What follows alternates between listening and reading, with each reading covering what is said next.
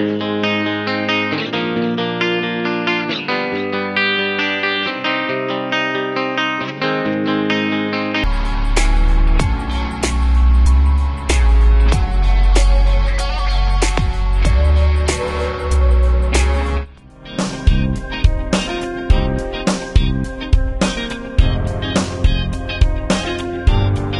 can never be sure if your decision is right, but you can trust a heart that beats like crazy at the mere thought of what the decision may bring.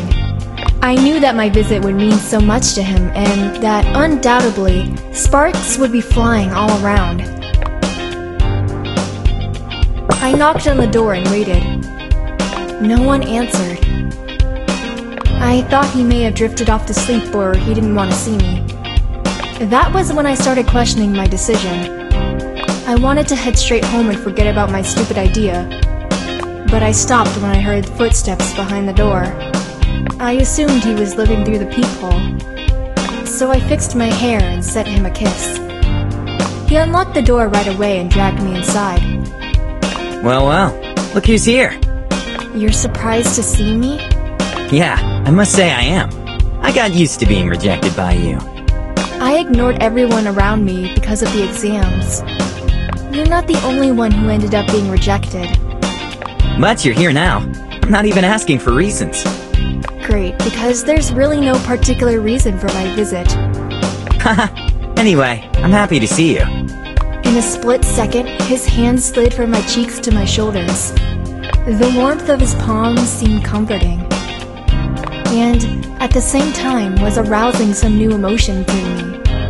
He looked sustained, while on the other hand, a heavy storm of emotions was raging inside me. Okay, now or never. Luckily, I was wearing sexy underwear under my clothes, and I couldn't wait to show it to him. He was standing opposite me and was watching me take off my clothes piece by piece. He started doing the same thing. When my t-shirt fell on the floor, his fell too. I'm speechless. I hope your hands aren't tied like your tongue. I'll need some help. Finally, I was wondering how long you were gonna keep me tempted. We made a step closer to each other with our lips still not touching. His fingers were roaming along my body until the very last item of our clothes ended up on the floor. It was a night to remember, as if it was the first time.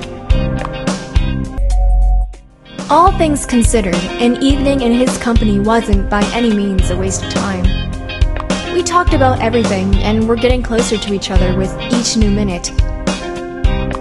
We were lying on the couch, snuggled, and talking about the things we were most ashamed of. In the time of social networks and texting, it's easy to create a false image of yourself, and just a few people can know what we're really like. Honey, I keep thinking about how perfect you are. Surely there must be some things you're awful at, but I don't see them. Ha! Don't idealize me. I'm not perfect. You're just in love with me, that's all. I'm so in love with you that not even this cold shower of your words will get me down from cloud 9. Don't be afraid to say what you feel. Is there something you're ashamed of? You've always been a good girl. It's a very long story. Just like any other girl, I used to do some stupid things when I was in love with someone. I'd like to hear everything about it. I'll keep your secret, I promise. It's a long story. If we're gonna talk all night, you'd better get us something to eat. Now you're about to see the sandwich master at work. As soon as he turned his back and went to the kitchen, I looked for my phone as I wanted to call Akiko. I knew she was waiting for my text. I found it on the floor next to my t-shirt. I took a photo of it to tease Akiko.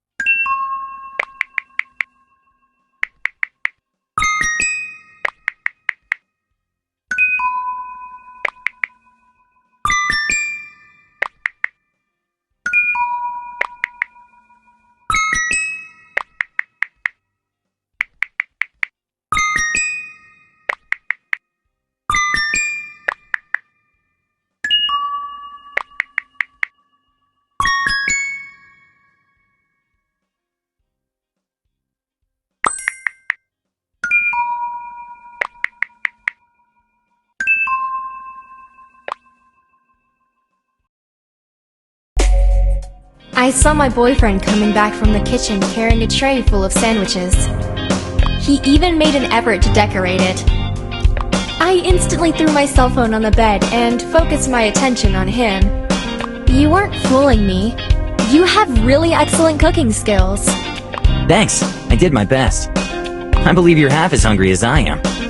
I am. Sorry, but I'll have to ruin your decoration. Go ahead.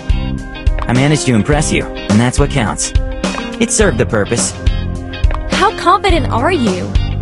That's why you love me. Now make some space for the tray. Move that phone aside. Can't you do without it at least for a second? I was still active on ChatLinx, so he couldn't help but notice who I texted last. He gave me a questioning look and asked for an explanation. I can see now why you find it hard to put your phone down. Silly me, to think you were texting Akiko. I did text Akiko too, but that was before that. I can explain. You'll laugh when you hear what happened. It's not funny at all. Wait a minute, you're not serious, are you? I'm dead serious. He swiped down on the screen and got to the beginning of the chat. The first message that was sent was my photo. Unbelievable. Excuse me, I lost my appetite. Since you don't believe me, call Akiko and ask her yourself. She's your friend. She'll say whatever she needs to say. Hello! Hey, what happened to the photo? Hi, Akiko. You're on speaker. Because you need to tell my boyfriend about the trouble I got myself into. Hey, Akiko, let me get this straight. She called you, not me. Whatever. Your girlfriend is not herself when she's agitated. What did you do to her? I wasn't there. I don't know what you mean. Akiko, he's hurt and that's why he's talking like that. If only I hadn't had my phone in my hands. I understand you guys, but I don't like being in the middle of this. Thank your friend for that. Just stop fighting and kiss each other, will you? I want to hear it, come on! He looked at me and kissed me loudly so Akiko could hear it too. Akiko, do you need a proof of this kiss too? No, I believe you. Your girlfriend's just unhandy, that's all. She learned her lesson. I sure did. I'll have to take better care of her. You should keep her in a bubble until she grows up. Thank you so much, Akiko. Great! Now please leave me alone, will you? Okay, bye. Bye! There you go. Now can we please talk about something else? Sure, just turn off your cell phone first. Fair enough. I bit off a sandwich which was really wholesome. There was simply no way I could take a bite without getting all messy along the way. He watched me struggling with that large sandwich and kept laughing at me. Make some effort, for my sake. And they say that you lose weight when you're in love. You're my dirty-faced girl. You got some salad on your face. So what? It's delicious. I'll be taking you out only to places where they serve cutlery, just in case. Hey, speaking of going out, I almost forgot. Akiko's dating Tadaki. You know that, right? I'm familiar with that, but I didn't know it was getting serious. Akiko's trying to tame her wild temper, and not to push Tadaki away. It's hard to say they have a future, but I guess opposites attract. And what about them? They're not inviting us to their wedding, are they? They're not that crazy. But I guess it would have been nice if the four of us went out together sometime. Tadaki is so reserved, and Akiko is ever cranky. It's gonna be a fun night. Oh, we could go to a karaoke bar. It'd be awesome. I thought about that too. That was sing the song he wrote for Akiko. Akiko will be head over heels for him. Akiko's already deeply in love with him, but she doesn't want to admit it. Why is she always so detached and hostile towards guys? If I didn't know better, I'd say she likes girls more than guys. Someone broke her heart.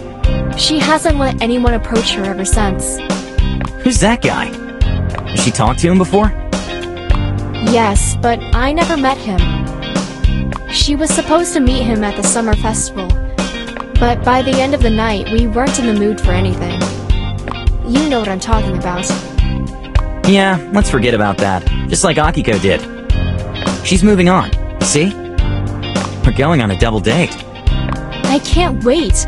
Although I think it will be super weird seeing Akiko smile at a guy. I'll try to spice up the atmosphere.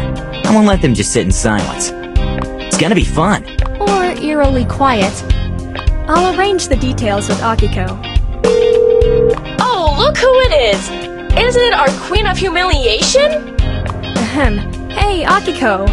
We were just talking about the deal you and I made. Oops, what's up, you two? She told me it would be nice to go out with you sometime. Including Tadaaki, your date, of course. Yeah, we talked about it. I have a great idea, Akiko.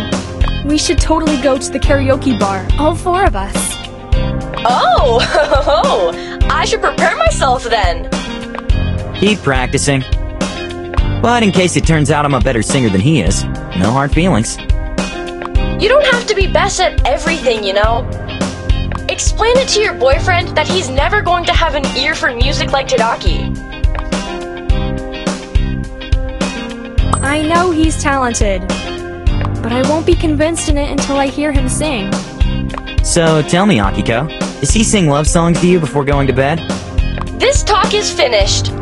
I'll deal with you at karaoke. Akiko, you're nuts. I was kidding. Tomorrow, 8 p.m. Bye! See ya. I wouldn't miss it for anything in the world. We had a deal which encouraged the competitive spirit in him. He wanted to prove himself and be the center of attention, just like Akiko. However, I was beginning to feel strange fright because of the upcoming performance. I had a whole day to prepare for the stage.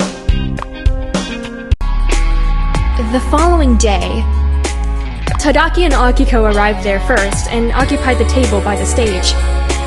They were sitting opposite each other. Me and my boyfriend exchanged a look and understood each other perfectly. Tadaaki was so sustained that it was uncomfortable to even see him like that, let alone be in his company. We came to them in high spirits, and sat in the way that made Tadaaki pull his chair closer to Akiko. Tonight's gonna be so fun. I've never been in a karaoke bar before. Akiko must have made you practice for this, am I right?